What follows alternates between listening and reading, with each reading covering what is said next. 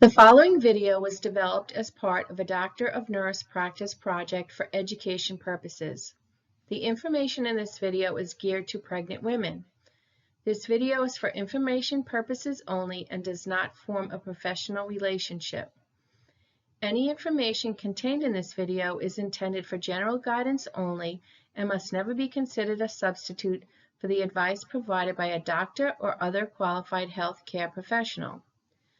Always seek the advice of your physician or other qualified healthcare professional with questions you may have regarding your medical condition or pregnancy. Reasonable care was taken to ensure that the contents of this video are accurate and up to date. Watching this video is voluntary. Hi, thank you for taking the time to watch this video. It's going to be about helping you getting ready to have your baby. This is a very exciting time for you and your family. If it's your first baby or you already have children, this is a very special time. Every pregnancy and every birth is different, just as we are all different.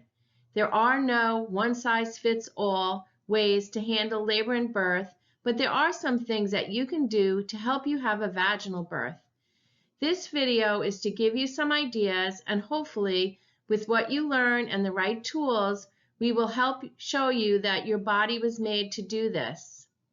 If your doctor or provider thinks that the safest thing for you and your baby is to have a cesarean, by all means, listen to your doctor. You and your baby's safety is what is most important. These are some signs that you may be getting ready to go into labor. One of them is called nesting. It's when a pregnant woman has a strong urge to clean and prepare a nest for her baby in the home, such as cooking, cleaning, or reorganizing the home. Another sign is lightening, when it feels as if the baby dropped into the hips or the pelvis. You feel lighter. Another sign is called show. It's a discharge from the vagina. It's usually mucus mixed that is little blood tinged, such as pink, red, or brown. Or it may be a glob that looks like what you would see when you blow your nose. Another sign could be when your water breaks, when the bag of fluid around the baby breaks, like a water balloon. Might feel like a big gush or a leaky faucet. Make sure you note the time, look at the color, and see if it has a smell. Always tell your doctor if you think this has happened. Another sign are contractions, when the uterus or womb gets tight and relaxes. It usually starts out without a pattern and gets stronger, lasts longer, and gets closer together after a few hours. It will get to the point that it will be hard to walk or talk during them. Nothing will make them go away. It's time to call the doctor or clinic. Now we're going to go over, are the contractions true or false labor? Are the contractions regular? If you answer yes to this question, that they're regular and get closer together over time, that they last 30 to 70 seconds each, then that's probably a sign that you are in true labor. If you say no, that they're irregular and stay irregular, that they don't get closer together over time, and you're more likely to have them late in the day or after a lot of activity, that's probably false labor, or also known as Braxton Hicks contractions. Next, you're going to ask yourself, are the contractions strong? If you say yes, they get stronger over time. They're so strong you can't walk or talk. They keep coming even when you move around. Then yes, you probably are in true labor. If you say no, that they're usually mild and don't get stronger over time, they may be strong and then weak. They can be painful sometimes. They may stop when you walk or change position. Then you're probably in false labor or Braxton Hicks contractions. These are some early labor tools from A1. Use comfort techniques like walking, counter pressure, or a snug hug using a shawl. The picture on the top left is an example of counter pressure.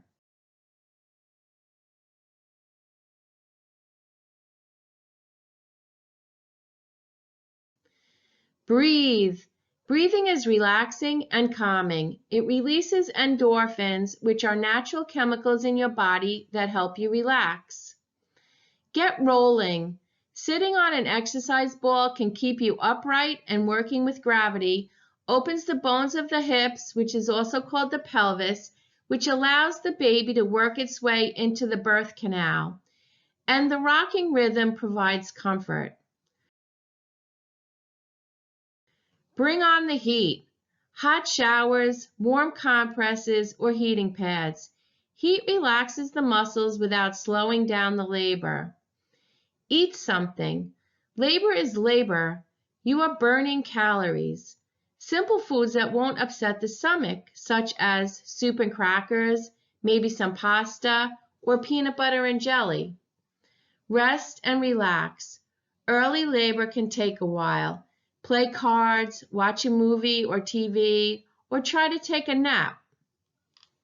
You will be asked, what is my favorite fruit when you go to take this survey? The answer is a pear. Unless your doctor or clinic tells you differently, try to stay home as long as it is okay. This is some advice from the Mayo Clinic. Try to stay relaxed, listen to relaxing music, try breathing and relaxation techniques, go for a walk, take a shower or a bath, move around, change positions. If your water breaks, call your provider and they will instruct you.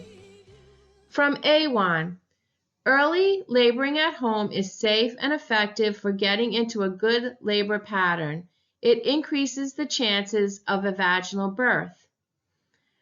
Early labor. Contractions are 5 minutes apart, lasting 1 minute for at least 1 hour, and don't stop when you lay down, eat, or drink. If you feel the need to go to the hospital, by all means go. Now we will talk about admission to the hospital. Many times you might be admitted to the hospital before you are in active labor. Perhaps because you are having trouble handling the contractions, you're tired, or you are sent by your doctor for induction of labor for different reasons. It could be medical, like high blood pressure, or something related to the pregnancy, like low fluid, or just because you're past your due date, and that could be considered elective or your choice. When you are in labor and delivery, you will probably be on a monitor for your baby's heart and the contractions. If possible, ask if you can be on and off the monitor, allowed to move around, walk, if you can have a diet, things like that. Try to stay upright as much as possible. Surround yourself with people who will be with you and give you support and praise. If you have an epidural for pain, try to stay upright if possible, change your position, and when lying in bed, use things such as the peanut ball or pillows to help move your baby down into the birth canal. If you are giving birth in the hospital, in active labor, try to surround yourself with people who will give you support and encouragement. Use breathing and relaxation techniques to help you cope. Move around and change positions to help your labor. When it comes time to pushing, try not to hold tension in your face. Try to keep your face relaxed. It will help with all your efforts in pushing. Experiment with different positions until you find one that feels best, such as squatting, sitting, kneeling, or hands and knees. Stay motivated. Have a support person who gives you lots of praise and encouragement. What is induction of labor? It's when the doctor gives you medicine or other methods to start labor. For different reasons, it may be scheduled or unscheduled, such as if you break your water. If the doctor wants to induce your labor, ask if you can wait until 39 weeks or closer to your due date, as long as it's safe. And just know it may take a few days. Be prepared that it is not usually a very quick process. These are some pictures of using assistive devices and different positions in labor. On the left, we have the peanut ball. You can see she's in a side-lying position with the peanut ball between her knees. In another picture, she's in a sitting position with one leg over the top of the peanut ball and the other leg wrapped around it. Either leg is fine for that position. In the middle on the top, we have the squatting bar. This is especially helpful when it comes time for pushing. To the right of that, we have kneeling. And again, to the right of that, another kneeling picture. In the middle on the bottom, we have the side-lying position with the nurse helping support the upper leg. And then the bottom right, we have the patient just sitting upright. These are all very good positions to help the baby get down into the birth canal. I hope that you learned something by watching this video so that when it comes time to having your baby, it will be a little bit easier for you. If you hang on in 2 more slides, there is a link where you can enter into a raffle to win an Amazon gift card. Thank you so much for watching my video and happy giving birthday! A special thank you to my technical genius, Anthony G., the expecting couple, Tashi and Michael, and the labor and delivery RN, Tricia F. After you have viewed this video, please answer a few questions so I can find out a little bit about you.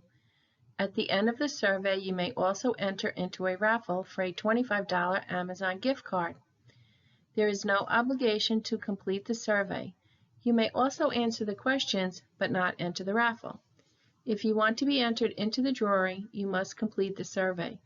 Go to the QR code below to get to the survey. The link will not be available after December 31st, 2020 at midnight Eastern Standard Time. The drawing will be on January 2nd, 2021. The winners will receive the gift cards by regular mail. The video will remain available after the drawing is taken down.